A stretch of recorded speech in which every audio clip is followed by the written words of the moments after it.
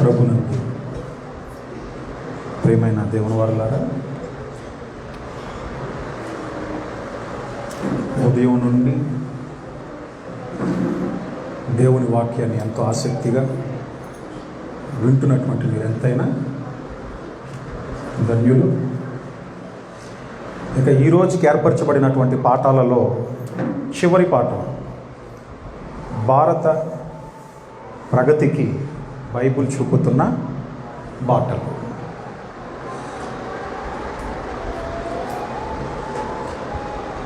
ప్రియమైన దేవుని వారలారా, బైబిల్ అనగానే చాలా చిన్న చూపండి. ఇదేదో మత గ్రంథం అని, విదేశీ పుస్తకం అని, ఇలాంటి అభిప్రాయాలు కలిగినటువంటి వారికి బైబిల్ యొక్క గొప్పతనాన్ని తెలియజేసేటటువంటి పాఠమే ఈ పాఠం. నాట్ ఓన్లీ ఇండియా, ఒక మాటలో చెప్పాలంటే మనం భారతదేశంలో ఉంటున్నాము కనుక భారతదేశ ప్రగతికి బైబిల్ చూపే బాటలని పెట్టాము అంశం పేరు. కానీ భారతదేశం మాత్రమే కాదు ప్రియమైనటువంటి దేవుని వారలారా, ఆ మాటకు వస్తే ప్రపంచంలో ఉండేటటువంటి ప్రతి దేశానికి ఆయన మాటలు వర్తిస్తాయి. ఆయన మాటలు నిజంగా ఏంటంటే ఆయా దేశాలలో ఉన్నటువంటి వారు వాటిని గైకొనాలే కానీ ఆ దేశానికి ఒక విధంగా చెప్పాలంటే అది క్షేమమే. ఇకపోతే ప్రియమైనటువంటి దేవుని వారలారా, మన భారతదేశానికి ఉన్నటువంటి ఇది ఎంతో చరిత్ర కలిగినటువంటి దేశం మన భారతదేశం. మనం తెలుసు, చిన్నప్పుడు మన పాఠ్య పుస్తకాలలో మనం చదువుకున్నాం ఇండస్ వ్యాలీ సివిలైజేషన్ అని. అంటే సింధు నాగరికతను గురించి ఇంచుమించు క్రీస్తుకు పూర్వం 2005 సంవత్సరాల నాటి చరిత్ర. క్రీస్తుకు పూర్వం 2500 సంవత్సరాలు, తర్వాత ఇప్పుడు మనం 2021 అంటే ఇంచుమించు 4500 సంవత్సరాల చరిత్ర కలిగినది మన భారతదేశం. కానీ ప్రియమైనటువంటి దేవుని వల్లారా, బాధాకరమైన విషయం ఏంటంటే నేటికి మన దేశం అభివృద్ధి చెందుతున్న దేశంగానే ఉంది. నేటికి మన దేశం అభివృద్ధి చెందుతున్న దేశమే. కానీ విచిత్రం ఏంటంటే మన కళ్ళ ముందు ఒక విధంగా చెప్పాలనంటే స్థాపింపబడిన లేదా ఏర్పరచబడినటువంటి లేదా ఏర్పాటైనటువంటి దేశాలు కొన్ని ఏర్పడ్డాయి మన కళ్ళ ముందు. మన కళ్ళ ముందనంటే ఒక విధంగా చెప్పాలంటే కొన్ని సంవత్సరాల కిందటే కొన్ని దేశాలుగా ఏర్పడినవి అవి కూడా ఎంతగానో ఏమవుతున్నాయి ఒక విధంగా చెప్పాలనంటే అభివృద్ధి చెందుతున్నాయి. ఇంకా మీకు అర్థమయ్యేలాగా చెప్పాలనంటే ఒకసారి మీరు గూగుల్లో సెర్చ్ చేస్తే డెవలప్డ్ కంట్రీస్ అని కొట్టండి. డెవలప్డ్ కంట్రీస్ అంటే అభివృద్ధి చెందినటువంటి దేశాలు ఏంటి అని మీరు కొడితే ఫస్ట్ మీకు నార్వే కనపడుతుంది. తర్వాత మీరు చూసుకుంటే కొన్ని దేశాల పేర్లు కనపడతాయి. అందులో మీకు ఒక ఆస్ట్రేలియా కనపడుతుంది, అందులో మీకు ఒక స్విట్జర్లాండ్ కనపడుతుంది, తర్వాత యునైటెడ్ స్టేట్స్ ఆఫ్ అమెరికా కనపడుతుంది, అలాగే న్యూజిలాండ్ కనపడుతుంది. ఇంతకీ ఇవి ఎంత పాతవి అంటే ఈ దేశాలు ఎంత పాతవి అని మనం ఆలోచిస్తే 1523 అండి నార్వే. ఇకపోతే ఆస్ట్రేలియా విషయానికి మనం వస్తే 1606లో అది ఏమైంది, దేశంగా వెలుగులోనికి వచ్చింది 1606లో. ఇక న్యూజిలాండ్ కూడా ఇంచుమించు దాదాపు అదే కాలానికి 1642-43 ఆ కాలంలో ఇంచుమించుగా అప్రాక్సిమేట్గా. అంటే మొన్ననే దేశాలుగా ఏర్పడినవి అవి ఎంతగానో అభివృద్ధిని ఒక విధంగా చెప్పాలనంటే సాధించాయి. డెవలప్డ్ కంట్రీస్గా ఈరోజు పిలువబడుతున్నాయి.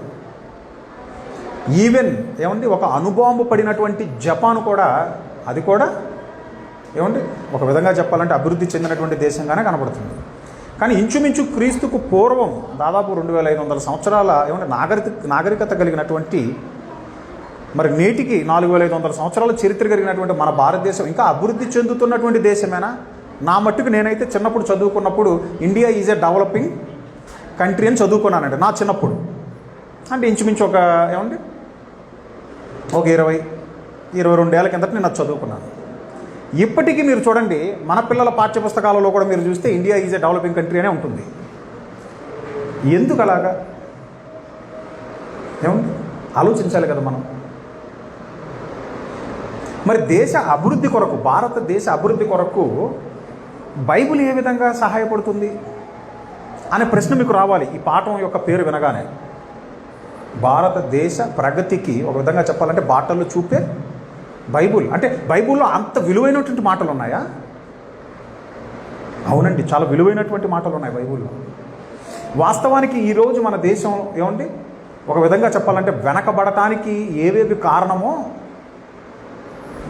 ఆ కారణమైన వాటిని దేవుడు ఏనాడో చెప్పాడు, నాయన వీటి వలన ఒక దేశం ఏమవుతుందని అంటే వెనకబడిపోతుంది అని క్రీస్తుకు పూర్వమే దేవుడు రాయించాడండి. ఉదాహరణకి ఏమంటే లంచం, ఈ పేరు విన్నారు కదండి మీరు, లంచం. దీనిని గురించి ఏమంటే క్రీస్తుకు పూర్వమే నిర్గమాకాండంలో దేవుడు ఏం రాయించాడో ఒకసారి మీరు చూడండి. ఈరోజు మన దేశంలో ఏమంటే చాలామంది ఏమంటే మరి అభ్యుదయవాదులు, దేశం యొక్క మంచు కోరేటటువంటి వారు, దేశం బాగుండాలని చెప్పి పోరాడేటటువంటి వారు ఏమైనా సరే ఈ లంచగొండితనం అనేది మన దేశంలో నుండి పోవాలండి అని ఎంతగానో మరి ఒక విధంగా చెప్పాలనంటే వాళ్ళ యొక్క గొంతును వాళ్ళు లేవనెత్తుతున్నారు. అయితే ప్రియమైనటువంటి దేవుని వాళ్ళారా, దేవుడు ఏనాడో చెప్పాడు, నాయన లంచము తీసుకున్నవాడు దేశాన్ని పాడు చేసేస్తాడు. ఏమంటే ఇప్పుడు చూద్దాం 2 వచనాలను మనం. ఒకటి నిర్గమాకాండములో మనం చూసుకున్నట్లయితే ఎక్సోడస్ చాప్టర్ 23 వర్స్ ఏమంటే 8. నిర్గమాకాండం 23వ అధ్యాయం 8వ వచనం. నిర్గమాకాండము నిర్గమాకాండం 23వ అధ్యాయం 8వ వచనం. చదవండి పర్లేదు.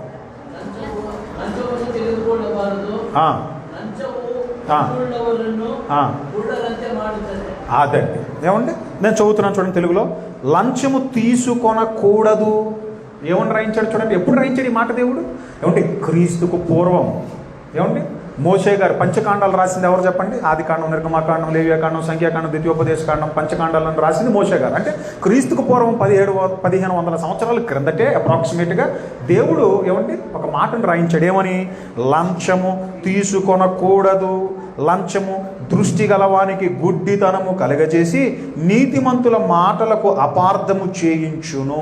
నీతిమంతుల మాటలకు ఏం చేస్తుందట? లంచము అపార్థము చేయించును. ఈరోజు ప్రియమైనటువంటి దేవుని వాళ్ళ కోర్టులో అంటే న్యాయస్థానాల్లో ఒక విధంగా మీరు ఆలోచించినట్లయితే కేసు తారుమారైపోవడానికి గల కారణం ఏంటి చెప్పండి? లంచం. ఎంతో కొంత డబ్బులు ఇచ్చి అబద్ధపు సాక్ష్యాలను పలికించడం వెనకాల ఉన్నది ఏంటి చెప్పండి మీకు? ప్రతి విషయంలోనూ మనం ఆలోచించినట్లయితే ప్రియమైనటువంటి దేవుని వాళ్ళ ఏదైనా పని జరగాలనంటే ఏమంటే కొన్ని గవర్నమెంట్ ఆఫీసులో పని జరగాలనంటే ఏం చేయాలి చెప్పండి? ఎస్పెషల్గా మీరు రిజిస్టర్ ఆఫీస్కి వెళ్తే మీకు బాగా అర్థమవుతాయి ఇలాంటివన్నీ. ఏమండి అక్కడ లంచం ఇవ్వనిదే పని జరగదు. అయితే దేవుడు ఏమని రాయించాడు? నాయన ఈ లంచగొండితనం ఏదైతే ఉన్నదో అది ఆ దేశానికి మంచిది కాదు. సామెతల గ్రంథం 29వ అధ్యాయం. సామెతల గ్రంథము 29వ అధ్యాయము 4వ వచనం చూడండి. సామెతల గ్రంథం 29వ అధ్యాయం 4వ వచనం. న్యాయము జరిగించుట వలన న్యాయము జరిగించుట వలన రాజు దేశమునకు క్షేమమును కలుగజేయును, లంచములు పుచ్చుకొనువాడు దేశమును పాడు చేయును. చూడండి ఎంత క్లియర్గా చెప్పాడు దేవుడు. అందుకనే ఏమండి దేవుడు పరిశుద్ధ గ్రంథంలో ఒక మాట రాయించాడు. ఏమని రాయించాడు తెలుసా? ఇర్మియా గ్రంథం 22వ అధ్యాయం 29వ వచనం. దీన్ని అలాగే ఉంచండి. ఏమండి మళ్ళీ వద్దాం, దీని దగ్గరకు వద్దాం. ఇర్మియా గ్రంథము 22వ అధ్యాయము 29వ వచనం. ఇర్మియా గ్రంథము 22వ అధ్యాయము 29వ వచనం. దేశమా దేశమా దేశమా యెహోవా మాట వినుము. మీరు ఏ దేశస్తులైనా దేవుడు ఏమంటున్నాడంటే మీరందరూ నా పిల్లలే నాయన. మీ మంచి కోరి నేను చెప్తున్న మాట ఏంటంటే నా మాట వినండి. ఆయన మాటల్లోనికి వెళ్తే ఏమని రాయించాడనంటే లంచము పుచ్చుకున్నవాడు ఏం చేస్తాడు? దేశాన్ని పాడు చేసేస్తాడు. న్యాయం అనేది ఏమవుతుంది? తప్పింపబడుతుంది. ఇక న్యాయం అనేది ఉండదు. ఇలా మనం ఆలోచించుకుంటూ వెళ్తే ప్రియమైనటువంటి దేవుని వారలారా ప్రతి సమస్య ఏమండి, దానికి దేవుడు ముందుగానే ఇది వద్దు అని కొన్ని సమస్యలకు పరిష్కారం కూడా ఆయన చెప్తున్నట్లుగా మనకు కనపడుతుంది. ఏమంటే ఇప్పుడు మన దేశం ప్రస్తుతానికి ఏమంటే మన దేశంలో మనం ఆలోచిస్తే భారతదేశంలో 800 మిలియన్ 800 మిలియన్ భారతీయులు పేదరికముతో బాధపడుచున్నారు. కడు పేదరికాన్ని అనుభవిస్తున్నారండి. ఒక విధంగా చెప్పాలనంటే 800 మిలియన్లు, మిలియన్ అంటే 10 లక్షలు, 800 మిలియన్లు అంటే చూడండి ఇంచుమించు కోట్లలో జనాలు పేదరికాన్ని అనుభవిస్తున్నారు. కానీ దేవుడు ఏమని రాయించాడో తెలుసా? మనం చదువుకున్నాం కదా, దేశమా నా మాట వినుము. అలాగే యెషయా గ్రంథంలో కూడా ఆయన ఏమంటున్నాడో చూద్దాం ఒకసారి. యెషయా గ్రంథము 34వ అధ్యాయం, యెషయా గ్రంథం 34వ అధ్యాయం 1వ వచనం. యెషయా గ్రంథం 34వ అధ్యాయం 1వ వచనం. రాష్ట్రములారా నా యొద్దకు వచ్చి వినుడి, జనులారా చెవియొగ్గి ఆలకించుడి. రాష్ట్రములారా నా యొద్దకు వచ్చి వినుడి, జనములారా చెవియొగ్గి ఆలకించుడి. నా మాటలు వినండి అంటున్నాడు ఆయన. ఇప్పుడు మన దేశంలో మనం ఇప్పుడే మనం మాట్లాడుకున్నాం కదా, మరి 800 మిలియన్ల మంది ఒక విధంగా చెప్పాలనంటే ఎంతో కడు పేదరికాన్ని అనుభవిస్తున్నారని. ఈ పేదరికం గురించి ఆయన ఏమని రాయించాడు ఇప్పుడు ఒకసారి మనం చదువుదాం. ద్వితీయోపదేశకాండం 15వ అధ్యాయం. ద్వితీయోపదేశకాండము 15వ అధ్యాయం. అందులో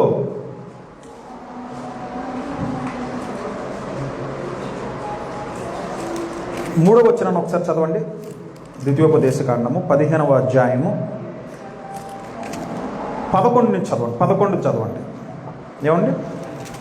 ఓకే, 11 చదువుకుందాము. దానికంటే ముందుగా 5వ వచనాన్ని చదివి 11వ వచనానికి వెళ్దాం. ద్వితీయోపదేశకాండము 15వ అధ్యాయము 5వ వచనాన్ని చదువుకొని అప్పుడు 11కి వెళ్దాం. 5వ వచనం చదవండి ఒకసారి. కావున డిట్రోనామీ చాప్టర్ 15:5 ఏమంటే ద్వితీయోపదేశకాండం 15వ అధ్యాయం 5వ వచనం. కావున నేడు నేను నీకు ఆజ్ఞాపించుచున్న ఈ ఆజ్ఞలన్నిటినీ అనుసరించి నడుచుకొనుటకు నీ దేవుడైన యెహోవా మాటను జాగ్రత్తగా వినిన ఎడల మీలో బీదలు ఉండనే ఉండరు. ఎప్పుడు రాయించాడండి ఈ మాట ఆయన? క్రీస్తుకు పూర్వం రాయించింది మోషే గారి నాటి కాలంలో 1500 సంవత్సరాల కిందట. అనగా నేటికి దాదాపు 3000 ఇంచుమించు 500 సంవత్సరాల కిందట రాయించిన మాట అది. ఏమని అంటున్నాడు చూడండి, ఈ నీ దేవుడైన యెహోవా మాటను జాగ్రత్తగా వినిన ఎడల మీలో బీదలు ఉండనే ఉండరు. ఏం చేయమని అంటున్నాడు? ఇప్పుడు 11వ వచనం చదువుదాం. అదే 15వ అధ్యాయం 11వ వచనం. బీదలు దేశములో ఉండక మానరు, అందుచేత నేను నీ దేశములో ఉన్న నీ సహోదరులకు దీనులకును బీదలకును అవశ్యముగా నీ చెయ్యి చాపవలనని నీకు ఆజ్ఞాపించుచున్నాను. ఏమంటున్నాడు? బీదలకు నీ చేతిని నువ్వు చాపాలి, అంటే వాళ్ళకు నువ్వు సహాయం చెయ్యాలి. ఇంకా ఏమని ఇన్స్ట్రక్షన్స్ ఇస్తున్నాడో ఇప్పుడు ఒకసారి మనం చూసుకుందాం. ఏమండి? సామెతల గ్రంథము 22వ అధ్యాయం. సామెతల గ్రంథము 22వ అధ్యాయము 22వ వచనం చూడండి. సామెతల గ్రంథం 22వ అధ్యాయం 22వ వచనం.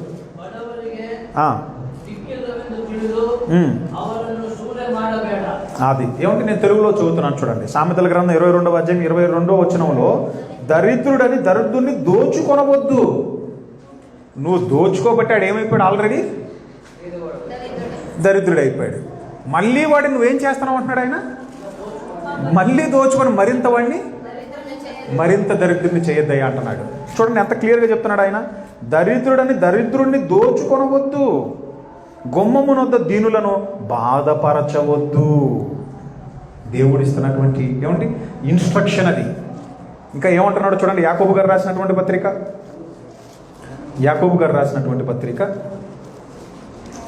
5వ అధ్యాయము. యాకోబు గారు రాసిన పత్రిక 5వ అధ్యాయం 4వ వచనం. యాకోబు గారు రాసిన పత్రిక 5వ అధ్యాయము 4వ వచనం.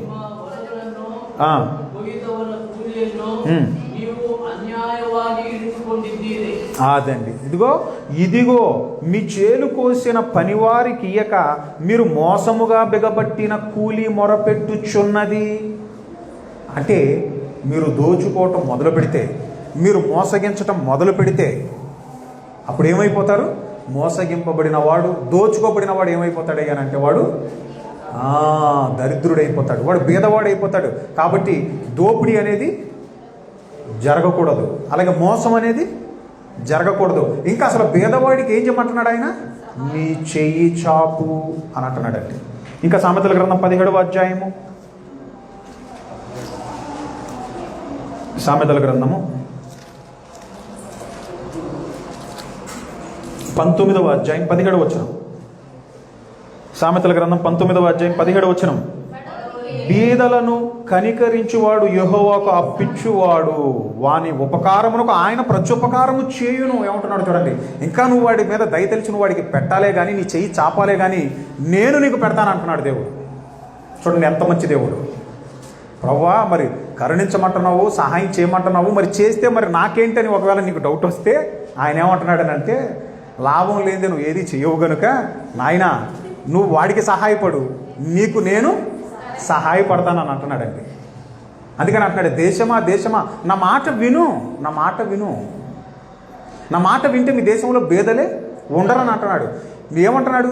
దరిద్రుడిని నువ్వు దోచుకోవద్దు, మోసగించవద్దు, వాడికి న్యాయంగా వాడికి రావాల్సిందేదో వాడికి ఇచ్చేయి. బీదలకు సహాయం చేసేవాడు నాకు అప్పించిన వాడితో సమానం అంటున్నాడండి దేవుడు. వాడికి ప్రతిఫలంగా నేను ఇస్తాను సాయం చేసేవాడికి అని అంటున్నాడండి.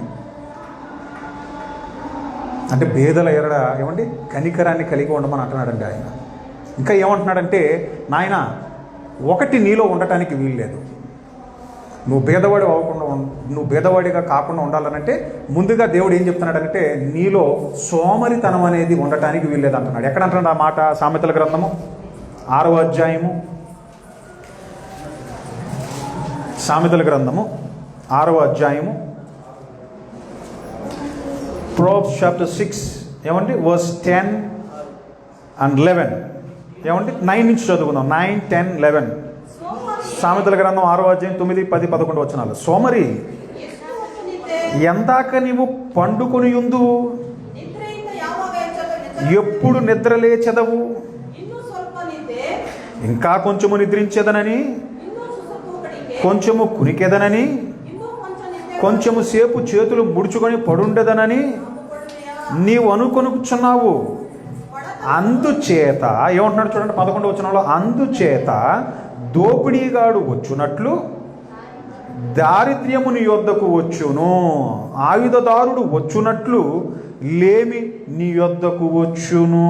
అది ఆయన, నువ్వు సోమరిగా ఉండటానికి వీల్లేదు, కష్టించి పని చేయి, ఇంకప్పుడు నువ్వు భేదవాడిగా ఉండవు.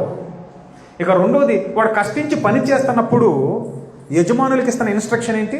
వాడికి న్యాయంగా వాడికి ఇవ్వాల్సిన కూలీని మీరు బిగపట్టవద్దు, వాడికి ఇవ్వండి.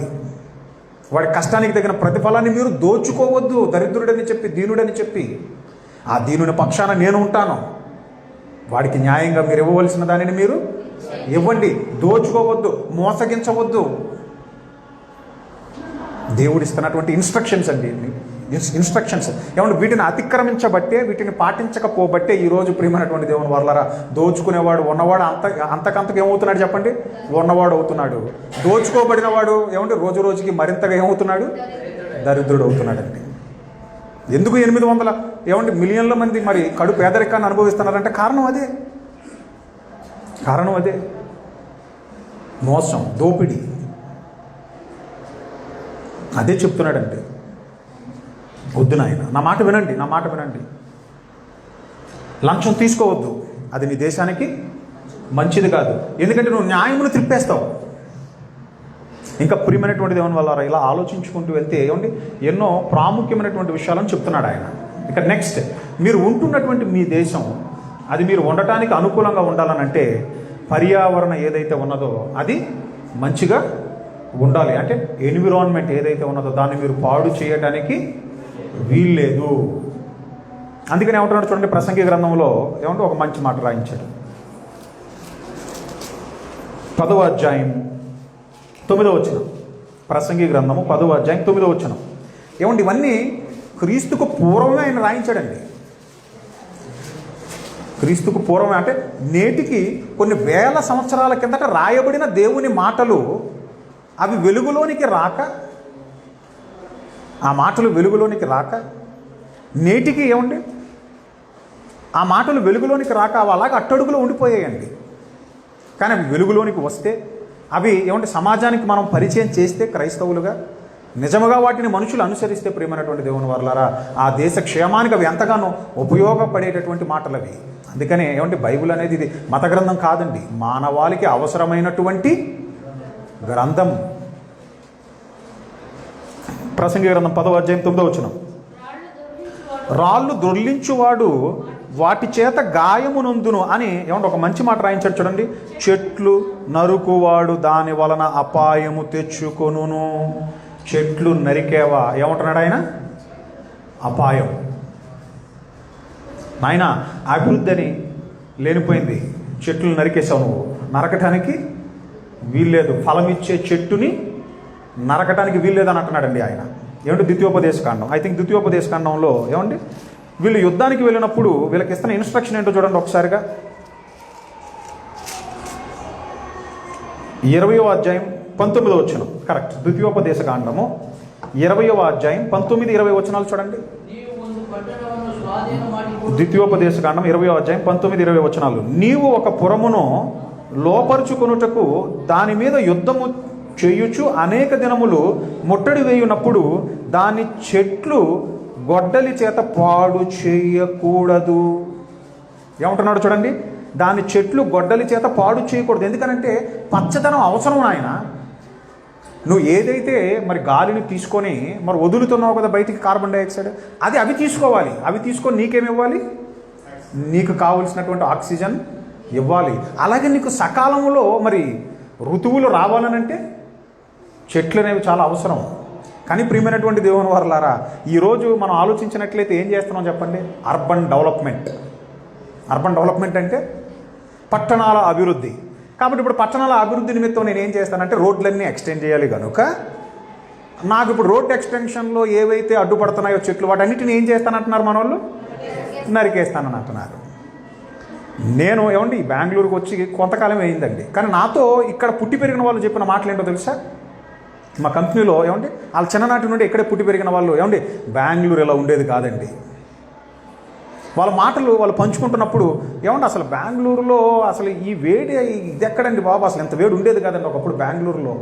ఎక్కడ చూసినా పచ్చదనమే, మంచు అలా కప్పినట్టు ఉండేదండి. కానీ అన్నీ నరికేశారండి చెట్లన్నీ. అందుకని దేవుడు అంటున్నాడు, నాయన చెట్లు నరుకు వానికి ఏమంటున్నాడు ఆయన? ప్రసంగి గ్రంథంలో చదివారు కదా 10వ అధ్యాయం 9వ వచనంలో ఏమన్నాడు ఆయన? అపాయము, అపాయము. తర్వాత నీకు సకాలంలో వర్షాలు పడక పొల్యూషన్ పెరిగిపోయి నువ్వే బాధపడాల్సి వస్తుంది, రోగాల బారిన పడి. ఈరోజు గ్లోబల్ వార్మింగ్ అని అంటున్నారండి. ఏమండి గ్లోబల్ వార్మింగ్ ఎందుకు? ఇది ఏంటి గ్లోబల్ వార్మింగ్?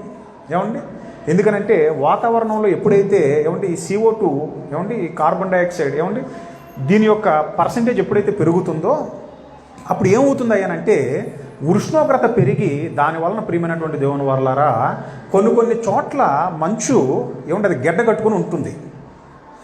సముద్రాలలో కొన్ని చోట్ల మంచు గెడ్డ కట్టుకొని ఉంటుంది. అది ఉష్ణోగ్రత పెరిగినప్పుడు కరిగిపోయింది అనుకోండి, ఏమంటే మంచు కరిగిపోయింది అనుకోండి, అప్పుడు నీటి మట్టం ఏమవుతుంది చెప్పండి?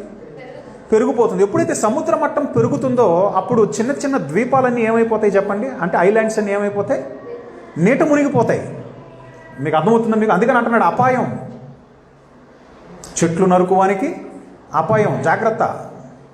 ఏమంటే ఆల్రెడీ ఏమండి మరి ఒక విధంగా చెప్పాలంటే ప్రపంచవ్యాప్తంగా ఏమైనా సరే ఏంటంటే పెరుగుతున్నటువంటి కాలుష్యాన్ని ఏమైనా సరే తగ్గించాలని ఒక పక్క ఏంటంటే చాలా మరి మనుషులను మోటివేట్ చేయడానికి చెట్లు నాటండి, మరి plant 1 tree get oxygen free slogans. అంటే మీరు చెట్లు ఇప్పటి నుంచే నాటడం ప్రారంభించండి అని. ఎందుకు? మీరు నాటిన తర్వాత ఎవడో వచ్చి పెరిగిన తర్వాత అది అర్బన్ డెవలప్మెంట్ అని చెప్పి ఎలాగో నరికేస్తాడనా? ఇప్పుడు జరుగుతుంది అదేనండి. కానీ వాస్తవానికి ప్రియమైనటువంటి దేవుని వాళ్ళ దేవుడు పరిశుద్ధ గ్రంథములో ఎప్పుడో రాయించిన మాట ఏంటో తెలుసా? చెట్లు నరుకువానికి అపాయము.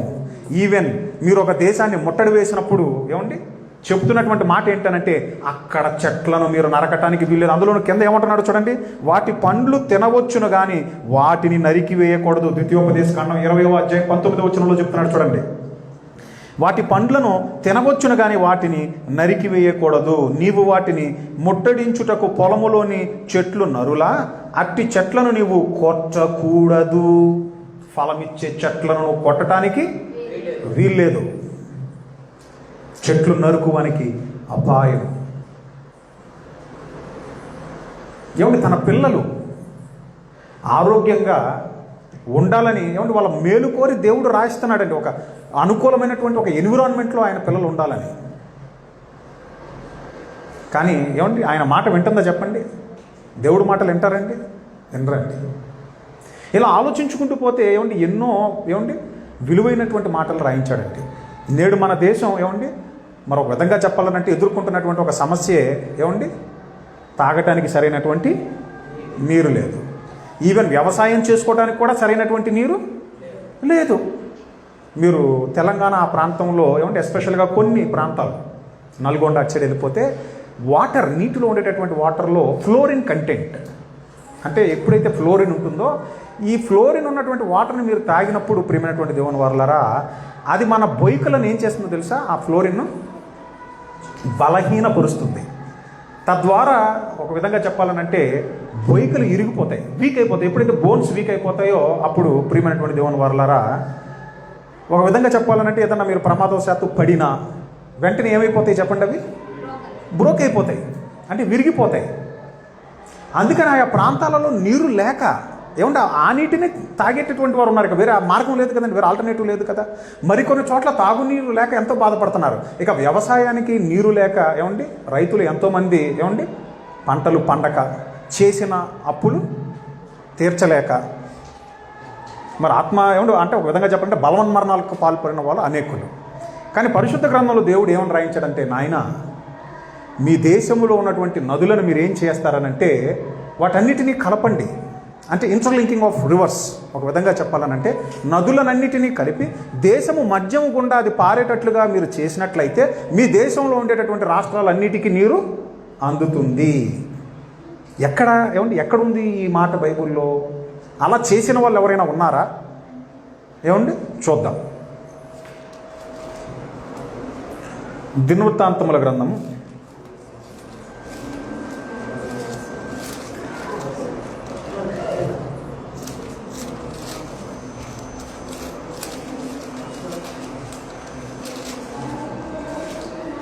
32వ అధ్యాయం, 2వ దినవృత్తాంతముల గ్రంథం. ఏమండి 2వ దినవృత్తాంతముల గ్రంథము 32వ అధ్యాయం చూడండి ఒకసారి. 32వ అధ్యాయము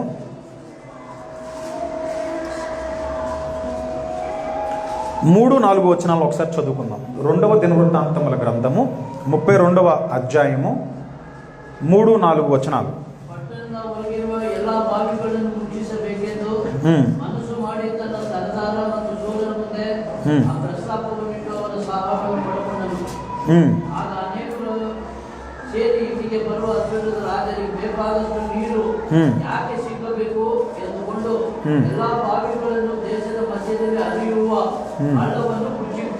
ఏమన్నా అక్కడ మీరు చూస్తే 4వ వచనంలో ఏముందో చూడండి. దీనిని ఎవరు చేయించారు అని మనం చూసుకున్నట్లయితే ఏమంటే మళ్ళీ ఇక్కడికి వద్దాం ఒకసారి. 2వ దినవృత్తాంతముల గ్రంథము అదే 32వ అధ్యాయము 30వ వచనాన్ని ఒకసారి మీరు చూడండి. 2వ దినవృత్తాంతముల గ్రంథము 32వ అధ్యాయం 30వ వచనం. ఈ హిజ్కియా ఏమండి యూదా రాజు అయినటువంటి హిజ్కియా ఏం చేస్తున్నాడు చూడండి. గీహోను కాలువకు ఎగువను కట్ట వేయించి దావీదు పట్టణపు పడమటి వైపునకు దాన్ని తెప్పించెను. అంటే ఒకవైపు ఉన్న దానిని మరొక వైపుకు తీసుకొస్తున్నాడు. ఎవరు? హిజ్కియా. ఏమంటే హిజ్కియా తాను పూనుకొనిన సర్వ ప్రయత్నముల యందు వృద్ధి పొందెను. ఇంతకీ అది ఎలా సంభవిస్తుంది? ఒక చోట నుండి మరొక చోటకి మనం ఎలాగా అందేటట్లు ఎలా చేయగలమని అంటే దానినే ఏమన్నా 4వ వచనంలో చెప్తున్నాడు. అదే 2వ దినవృత్తాంతముల గ్రంథము 32వ అధ్యాయము ఏమంటే 4వ వచనంలో ఏమని అంటున్నాడు చూడండి. బహుజనులు పోగై అశ్షూరు రాజులు రానేలా విస్తారమైన జలము వారికి దొరకనేలా అనుకొని ఊటలన్నిటినీ అంటే నీటిని, మీకు అర్థమవుతుందండి, ఆ కాలువల్ని దేశము మధ్య గుండా పారుచున్న కాలువను అడ్డిరి. అంటే దేశము మధ్యం గుండా పారేటట్లుగా వాళ్ళు ఏం చేశారు? అంటే ఒక విధంగా చెప్పాలనంటే ప్రియమైనటువంటి దేవుని వారలారా, ఈరోజు మనం ఆలోచించినట్లయితే ఒక ప్రాంతంలో ఏమంటే నీరు ఎక్కువ, మరొక ప్రాంతంలో తక్కువ. కానీ ఇప్పుడు ఏమంటే ఆయా రాష్ట్రాల గుండా పారుచున్నటువంటి నీటిని మనం ఒక విధంగా కలిపినట్లయితే దేశం మధ్య గుండా ఏమంటే ఇప్పుడు నీరు ప్రవహిస్తున్నప్పుడు ఏ రాష్ట్రానికి కావాలంటే ఆ రాష్ట్రానికి మనం నీళ్ళని ఏం చేయొచ్చు చెప్పండి? పంపించవచ్చు. అప్పుడు ఒక రాష్ట్రం మరొక రాష్ట్రం మీద మాకు నీళ్ళు ఇవ్వండి అని ఆధారపడాల్సిన అవసరం లేదు, దెబ్బలాడవలసినటువంటి అవసరం అంతకన్నా లేదు. మీకు అర్థమైంది అనుకుంటా నేను.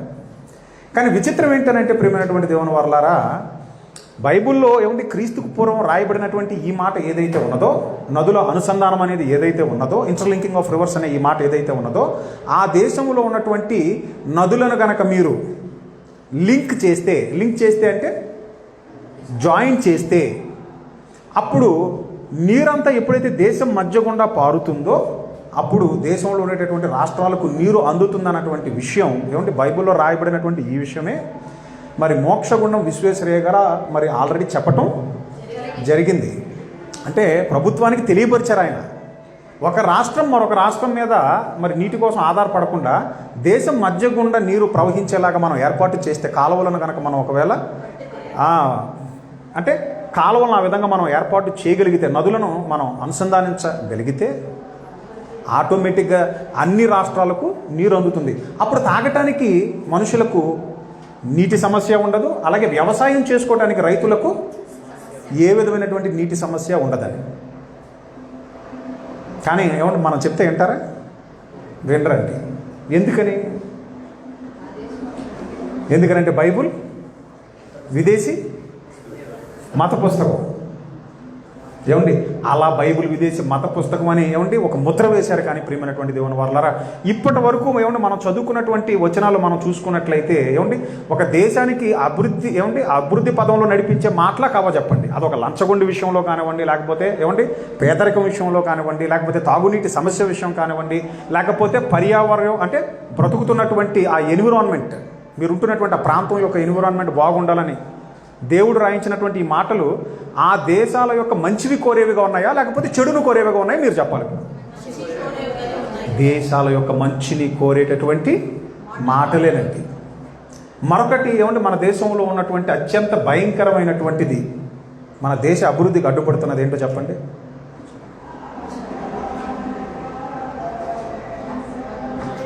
అసమానత. ఏమంటే అంటే ఒక విధంగా చెప్పాలంటే ఇండిఫరెన్సెస్.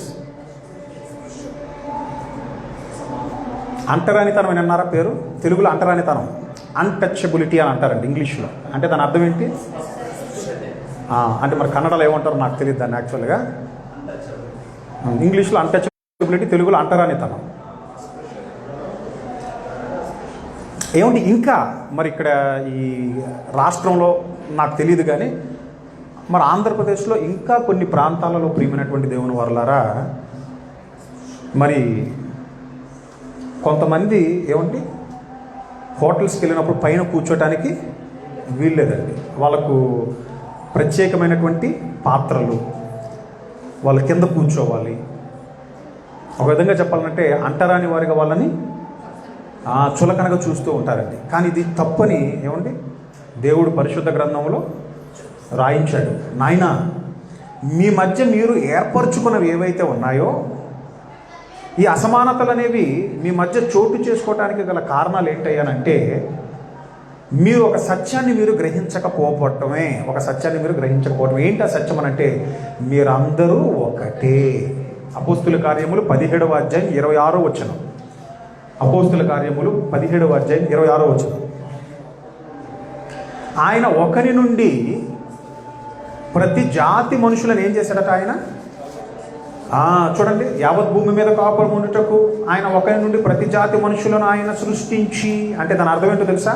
నాయన మీరందరూ ఒక తండ్రి నుండి వచ్చినటువంటి వారే.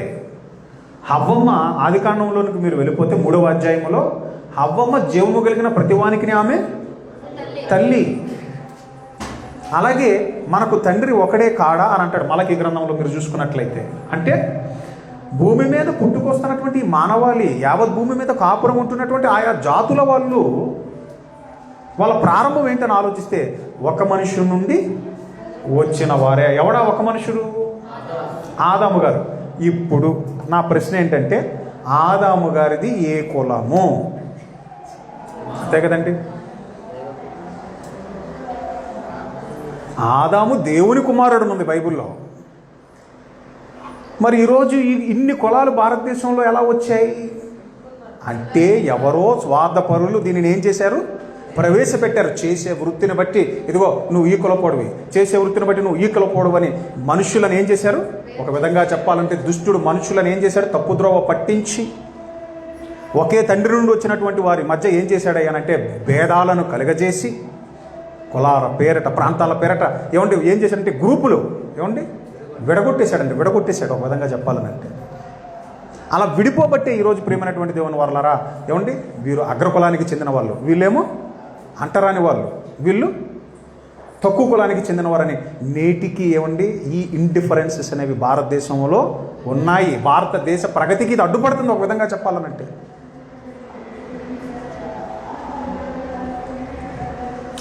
ఒక ఉద్యోగానికి వెళ్ళినప్పుడు ఇదిగో మావాడే సెలెక్ట్ అవ్వాలి, అందులో ఒక ప్రమోషన్ ఇచ్చేటప్పుడు ఇదిగో మావాడే పైకి వెళ్ళాలి, వీడు వెళ్ళటానికి వీలు లేదు అంటే అర్హత ఉన్నా ప్రతిభ ఉన్నా ఏమవుతున్నాడు చెప్పండి? తొక్కివేయబడుతున్నాడు. చూడండి, దేశ అభివృద్ధికి ఈవెన్ ఒక ఆటలైనా సరే సెలెక్ట్ అవ్వాలని ఇదిగో మావాడైతేనే టీములో చోటు. లేదండి బాగా ఆడతాడు కదా, ప్రతిభ ఉంది కదా. నో, భారతదేశ ప్రగతికి ఏ విధంగా ఇది అడ్డుపడుతుందో ఒక్కసారి మీరు ఆలోచించండి. ఇప్పుడు నా ప్రశ్న ఏంటనంటే, ప్రమాదం జరిగిందనుకోండి, సడన్గా ప్రమాదం జరిగిందనుకోండి, మా కులపు డాక్టర్ దగ్గరికి తీసుకెళ్ళాలని ఎవడైనా అక్కడ ట్రీట్మెంట్ కోసం అనరు కదండి. రక్తం పోయింది, అర్జెంటుగా పలానా కులపోటి రక్తమే ఎక్కించాలని అంటారా? లేకపోతే ఏబీ పాజిటివ్ అంటే ఇతను బ్లడ్ గ్రూప్, పోయి ఏబీ పాజిటివ్ బ్లడ్ ఉన్నవాడిని తీసుకురమ్మంటారా? అప్పుడు నీ ప్రాణాన్ని నిలబెట్టుకోవడానికి రక్తం ఎక్కించమంటావా వద్దంటావా? అంటే నీ ప్రాణాన్ని నిలుపుకోవటానికి నీకు అడ్డు రావటం లేదు, నువ్వు బ్రతకటానికి నీకు అడ్డు రావట్లేదు, అంతే కదండి. నేను పీల్చుకొని వదిలేస్తున్నా కానీ మరొకళ్ళు ఏం చేస్తున్నారు చెప్పండి? పీల్చుకుంటున్నారే. గాలి సమానం, నీరు సమానం, నేల సమానం. ప్రియమైనటువంటి దేవుని వారలారా, మరి అన్ని సమానంగా చేసి ఇచ్చినటువంటి దేవుడు చెబుతున్నాడు, రే మీరందరూ నాకు సమానులే. గలతీయులకు రాసిన పత్రిక 3వ అధ్యాయము, గలేషియన్స్ చాప్టర్ 3 verse 27. గలతీయులకు రాసిన పత్రిక 3వ అధ్యాయము.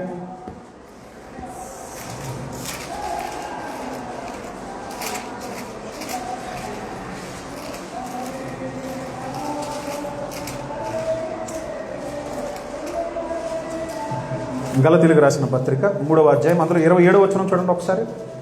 క్రీస్తులోనికి బాప్తిస్మము పొందిన మీరందరూ క్రీస్తును ధరించుకొని ఉన్నారు. ఇందులో యూదుడని, గ్రీసు దేశస్థుడని లేదు, దాసుడని, స్వతంత్రుడని లేదు, పురుషుడని, స్త్రీ అని లేదు, యేసుక్రీస్తునందు మీరందరూ ఏకముగా ఉన్నారు.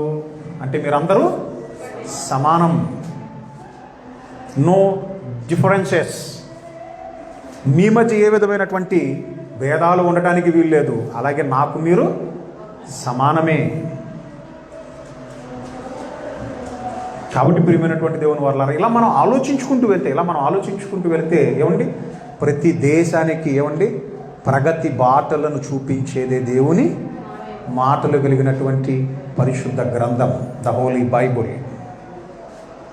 ప్రతి విషయాన్ని మీరు ఆలోచించినట్లయితే ఇందులో దేవుడు ముందుగానే రాయించాడు. మూఢనమ్మకాల జోలికి పోవద్దని అంటున్నాడు. ఏమంటున్నాడు? మూఢనమ్మకాల జోలికి మీరు పోవద్దని అన్నాడండి దేవుడు. ఎందుకు? అలాంటివి మీరు నమ్మితే ఏమైపోతారు? మీరు మోసపోయే ప్రమాదం ఉంది. రానివి మీ మధ్య జరిగేటటువంటి ప్రమాదం ఉన్నది. దాని జోలికి మీరు పోవద్దని అంటున్నాడు. అలాగే జ్యోతిష శాస్త్రాన్ని కూడా నమ్మంటున్నాడు ఆయన, నమ్మొద్దని అంటున్నాడండి. ఎందుకనంటే రేపు ఏమి సంభవించునో ఏమండి. మొన్నే పేపర్లో చదివాను. మరి తమిళనాడు రాష్ట్రానికి చెందినటువంటి మరొక కుటుంబంలో తండ్రి తన కుమారుణ్ణి చంపేశాడు.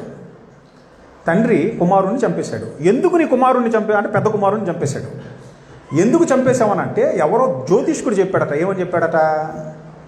నీ పెద్ద కుమారుడు పుట్టినప్పటి నుంచి నీకేదో ప్రారంభమైంది అంటే అరిష్టం. ఏమంటే వాళ్ళ భాషలో ఏదో అరిష్టమో లేకపోతే ఏమండి ఏదో చెప్పాడు. అంటే నీకు కలిసి రావట్లేదనో సంథింగ్ ఏదో చెప్పాడు. మరి అది పోవాలనంటే ఏం చేయాలనంటే నువ్వు నీ కొడుకుని ఏం చేయాలి? చంపేయాలని. ఏమంటే ఆ మాటలు నమ్మినటువంటి వాడు ఏం చేశాడనంటే దేవుడిచ్చినటువంటి గర్భఫలాన్ని, బహుమానంగా ఇచ్చిన గర్భఫలాన్ని దేవుడి కొరకు ఏమండి పెంచబద్ధుడై ఉన్న వాడే కుమారుణ్ణి ఏం చేశాడు? చంపేశాడండి. అందుకని అంటున్నాడు దేవుడు, సోదెగాండ్రనైనను అలాగే శకునములను చెప్పువారైనను లేకపోతే జ్యోతిష్కులైనను మీరు నమ్మవద్దని అంటాడు ద్వితీయోపదేశకాండంలో. ఎవరికి? ఇజ్రాయేలీలకు. ఎందుకు అంటున్నాడు ఆ మాట? ఎందుకనంటే అవి వాస్తవం కాదు కనుక. వాస్తవం ఏంటి? ఆయన చెప్తున్నాడు, నాయన రేపు ఏమి సంభవించునో నీకు తెలియదు నాయన.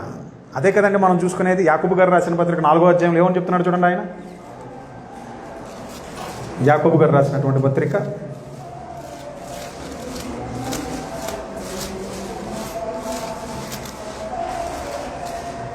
4వ అధ్యాయం అందులో 14వ వచనం చూడండి. రేపేమి సంభవించునో మీకు తెలియదు, మీ జీవం ఏ పాటిది, మీరు కొంతసేపు కనబడి అంతలో మాయమైపోయే ఆవిరి వంటి వారే. ఏమండి? రేపేమి సంభవించునో మీకు తెలియదు కాబట్టి వాటిని నమ్మద్దు. నా మాటను నమ్మంటున్నాడండి దేవుడు. నా మాటలను నమ్మి మీరు నా మాటలకు తగినట్లుగా మీరు బ్రతకాలే కానీ భూమి యొక్క మంచి పదార్థములను మీరు ఏమంటున్నాడు ఆయన? ఇజ్రాయేలీలతో ఏమని అంటున్నాడు చూడండి ఒకసారి. యెషయా గ్రంథము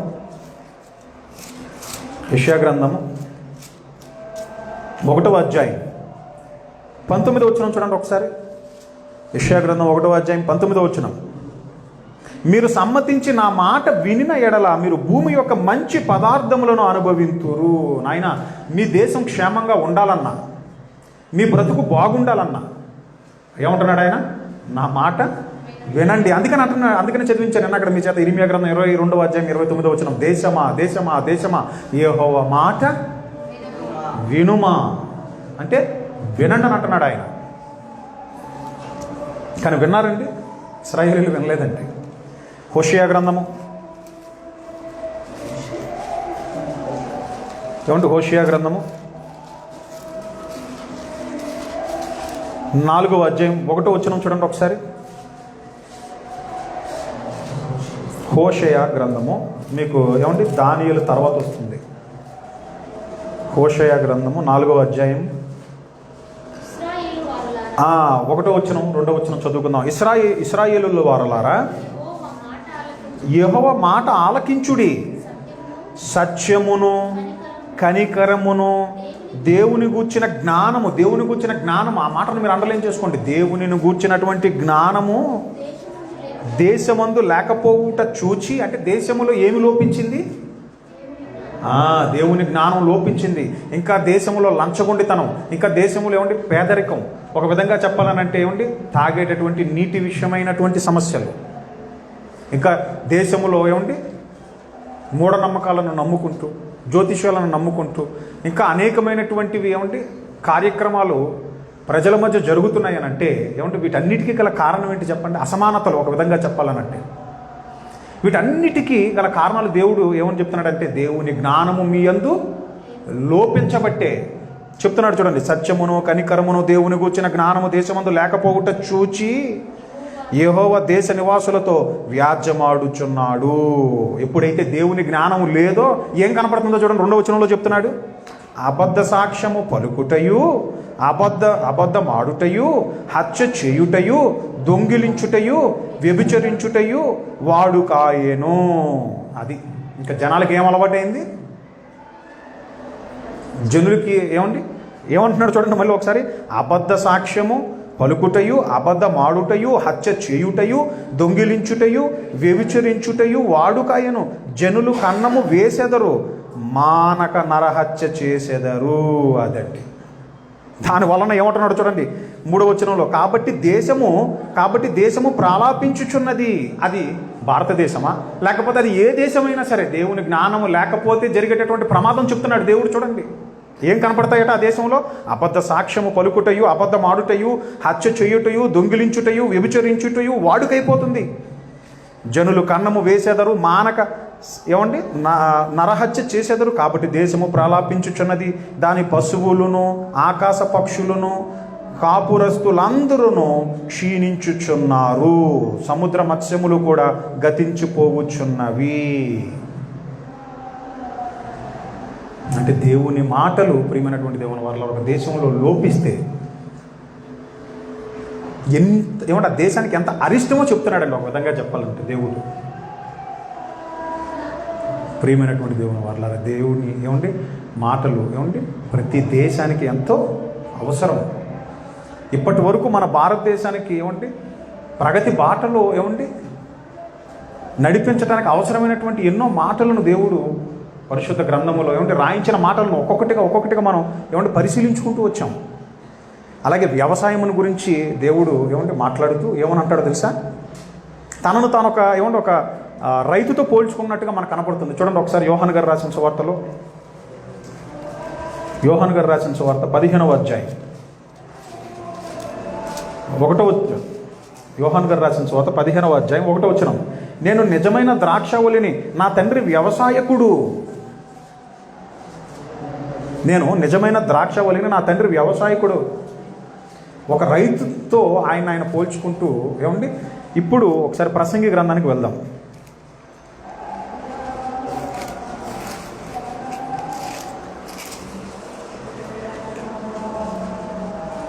5వ అధ్యాయం 9వ వచనం చూడండి. ప్రసంగి గ్రంథము 5వ అధ్యాయము 9వ వచనం. ఏ దేశములో రాజు భూమి విషయమై శ్రద్ధ చూపునో ఆ దేశమునకు సర్వ విషయముల యందు మేలు కలుగును. అదండి, వ్యవసాయాన్ని నువ్వు నెగ్లెక్ట్ చేయకూడదని అంటున్నాడండి. ఆయా దేశాలలో ఉన్నటువంటి అధికారులకు దేవుడు ఇస్తున్నటువంటి ఒక హెచ్చరిక. ఒక మాటలో చెప్పాలనంటే ఏమని అంటున్నాడు? ఏ దేశములో రాజు భూమి విషయమై శ్రద్ధ చూపునో లేదా శ్రద్ధ చూపుకొనునో ఆ దేశమునకు సర్వ విషయముల యందు మేలు కలుగును.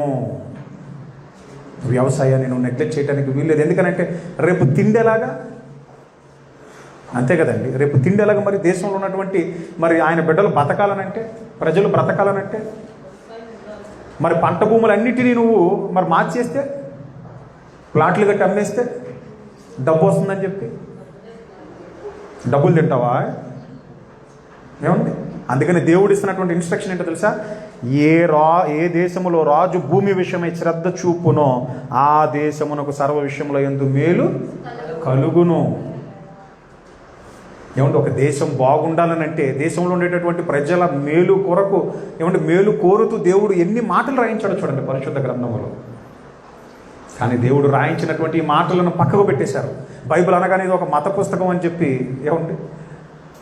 ఇది మనకి సంబంధించింది కాదని దీన్ని మూలకు నెట్టేశారండి. కానీ వాస్తవానికి ప్రియమైనటువంటి దేవుని వల్లారా, ఒక దేశ బాగును కోరి దేవుడు రాయించినటువంటి మాటలు ఎన్నో పరిశుద్ధ గ్రంథంలో. ఎందుకనంటే ప్రతి కుటుంబం ఆయన కుటుంబంగా ఉండాలని, అందరూ ఆయన పిల్లలు గనుక ఏ తండ్రి అయినా సరే తన పిల్లలు పాడైపోవాలనుకుంటాడండి. మహనీయుడైనటువంటి యేసుక్రీస్తుల ప్రభువారు ఏమన్నారు? మీరు చెడ్డవారై ఉండి మీ పిల్లలకు మీరు ఏం చేస్తున్నారు? మంచి ఈవులనే ఇవ్వాలని అనుకుంటున్నారు కదా. మరి పరలోకమందున్న మీ తండ్రి మంచివాడు కదా. చెడ్డవాడి మీదను మంచివాడి మీదను ఏం చేస్తున్నాడు? ఆయన తాను వర్షమును కురిపించుచున్నాడు. మరి అలాంటి ఆయన, మీ మంచి కోరే ఆయన, మరి దేశం బాగుపడాలంటే మీరు బాగుండాలని, దేశమనగా మట్టి కాదు, దేశమనగా మనుషులై. కాబట్టి ఆయా దేశాలలో ఉన్నటువంటి ఆయన పిల్లలు బాగుండాలని ఆయన మంచి మాటలు చెప్తాడు. కానీ ఆ దేశంలో ఉండేటటువంటి ప్రజలను ప్రమాదకరమైనటువంటి హానికరమైనటువంటి దశలో నడిపించే మాటలు ఎందుకు చెప్తాడు చెప్పండి? కాబట్టి ప్రియమైనటువంటి దేవుని వారలారా, దేశం బాగుండాలనంటే ఆ దేశాన్ని మేలుకోరి, ఆ దేశం మేలుకోరి దేవుడు ఎన్నో మాటలు ఏమండి రాయించాడు. అందుకనే మనం పాఠం ఏమండి, భారతదేశ ప్రగతికి బాటలు చూపే బైబుల్. నాట్ ఓన్లీ ఇండియా, ఏమంటే మనం భారతదేశంలో ఉన్నాం కాబట్టి మనం భారతదేశం అని పెట్టుకున్నాం. కానీ ప్రపంచవ్యాప్తంగా ఏమంటే ఆయా దేశాలు ఏమండి అవి అభివృద్ధి పదంలోని కంటే అవి డెవలప్ అవ్వాలనంటే, ఆ దేశం బాగుండాలనంటే, దేశంలో ఉండేటటువంటి ప్రజలు ఒక విధంగా చెప్పాలనంటే దేవుడిచ్చు మంచి పదార్థములను అనుభవిస్తూ మంచిగా బ్రతకాలనంటే దేవుని మాటలు చాలా అవసరం. కాబట్టి మానవాళి మేలు కొరకు దేవుడు రాయించినటువంటి గ్రంథమే ఈ పరిశుద్ధ గ్రంథం అని ఈ పాఠం ద్వారా మనం నేర్చుకున్న ఈ సంగతులను ఏమండి మనం ఇతరులకు కూడా చెప్పాలి. బైబుల్ అంటే అమ్మ మీరు దాని గురించి ఒక చెడు అభిప్రాయం కలిగి ఉండటం అది సబబు కాదు. ఎందుకంటే బైబిల్లో దేవుడు ఎన్నో మంచి మాటలను రాసి ఉంచాడు మన మేలు కోసం అని. ఈ మాటలను మీరు గ్రహించిన వారై, తెలుసుకున్న వారై, వినువారుగా ఉండి ఏమండి మోసపోక మాటలకు తగినట్లుగా మీరు బ్రతుకుతూ అంటే నడుచుకొనొచ్చు అనేకులకు ఏమండి ఈ ఉన్నతమైన శ్రేష్టమైనటువంటి ఈ మాటలను మీరు అందజేయాలనేటటువంటి మరి ఆ విషయాన్ని ఒకసారి మీకు మనవి చేస్తూ, మరి ఉదయం నుంచి ఇప్పటి వరకు మరి ఎంతో ఓపికతో మీరు కూర్చొని ఎన్నో విలువైన ప్రాముఖ్యమైనటువంటి విషయాలను మీరు విన్నారు. నిజముగా దేవుడు మిమ్మల్ని ప్రేమించి మీకు ఎన్నో మంచి మాటలను ఆయన అందించాడు. అందుని బట్టి ఆయనకు మరొకసారి కృతజ్ఞతలను తెలియజేస్తూ మీ అందరికీ మరొకసారి నా వందనములు. ప్రత్యేకంగా మరి ఆర్గనైజ్ చేసి ఇక్కడ దేవుని వాక్యాన్ని వినిపింప చేయటానికి పూనుకున్నటువంటి సహోదరులకు మరొకసారి ప్రత్యేకమైనటువంటి వందనములు. కళ్ళు మూసుకున్నట్లయితే ప్రార్థన చేసుకొని మనం ముగించుకుందాం. పరిశుద్ధుడైన మా తండ్రి, ప్రేమగల దేవ, మీ పరిశుద్ధమైన నామమునకు స్తోత్రములు, వందనములు నాయన. తండ్రి, మేమందరం మీ పిల్లలు నాయన.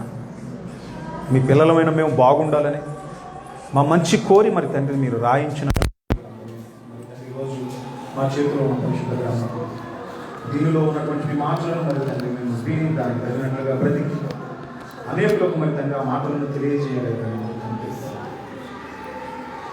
మాటలకు తగినట్లుగా బ్రతికితే నాయన నిజంగా మనుషుల మధ్య ఏ విధమైనటువంటి గొడవలు ఉండవు, దేశాల మధ్య ఐక్యత ఉంటుంది. దేశం మరి తండ్రి ఎంతో సస్యశ్యామలంగా తండ్రి, దేశ ప్రజలు ఎంతో క్షేమంగా బ్రతకటానికి అవసరమైనటువంటి మరి తండ్రి మీ మాటలు, ఆ మాటలను మరి తండ్రి మేము గైకొంటూ అనేకులకు మరి తండ్రి సత్యాన్ని తెలియజేస్తూ ఇలా భూమి మీద మరి తండ్రి బ్రతికించినటువంటి బ్రతుకుతూ అనేకులను మరి తండ్రి ఈ సత్య సంబంధమైనటువంటి వాక్కులను మరి తండ్రి వినిపింపచేసి సత్య సంబంధమైనటువంటి వారిని కొరకు సంపాదించుకోగలుగుటకు మరి తండ్రి సంపాదించుటకు మాకు ఇంకా కావలసినటువంటి బుద్ధి, జ్ఞానం, వివేకం అనుగ్రహించి మమ్మల్ని నాకు చేతుల బలపరచిన బిడల మరి తండ్రి ఇప్పటి నుంచి మరి తండ్రి విలువారుగా ఉండి మరి తండ్రి అలాగూ మరి తండ్రి వారిని మోసపరచుకోనకుండా విన్న వాక్యానికి తగినట్లుగా బ్రతకే మంచి మనసు వారిని అనుగ్రహించింది. నిజంగా మీరు ప్రేమించి మరి తండ్రి వాతావరణాన్ని తండ్రి అనుకూలపరిచి ఉదయం నుండి సాయంకాలం వరకు మరి తండ్రి ఎన్నో విలువైనటువంటి మాటలను ధ్యానించడానికి మీరు ఇచ్చిన ఈ సమయంకే మరి తండ్రి మీకు హృదయపూర్వకమైన వందనములు కృతజ్ఞతలు, మీరు ఇచ్చిన మాటలకే మీకే మరొకసారి హృదయపూర్వకమైన వందనములు కృతజ్ఞతలు. ఆ మాటలకు తగినట్లుగా తండ్రి కృప చూపుతుండగా కృప నుండి తొలగిపోకుండా తండ్రి ఈ కొరకు బ్రతికిన వారే మీ బిడ్డలు తండ్రి వీరికి సంబంధులుగా మరి తండ్రి లోకంలో వెలగలుగుతూ కృప చూపమని వారిని వారి కుటుంబాలను జ్ఞాపకం చేసుకున్నట్టు వాళ్ళ భార్యను, తెగుల భార్యను కాపాడిన తండ్రి క్షేమమనిచ్చి మరి తండ్రి వారిని వారి కుటుంబాలను మరి తండ్రి ఆ సంబంధమైనటువంటి దీవులకు మరి తండ్రి ఆశీర్వదించి భౌతికంగా మరి తండ్రి ఎవరెవరికి మరి తండ్రి ఏ లోటు ఉన్నదో మాకు తెలియదు నాయన, కానీ హృదయ రహస్యాలను ఎరిగిన వాడు నీవు నాయన. ఉచితమైన వారి యొక్క అవసరం తీసి ఆదుకోమని ప్రాధాయపడచ్చు. ప్రార్థన మీ ప్రియకుమారుడు పరిశుద్ధమైన నామం మీకు సమర్పిస్తున్నాను.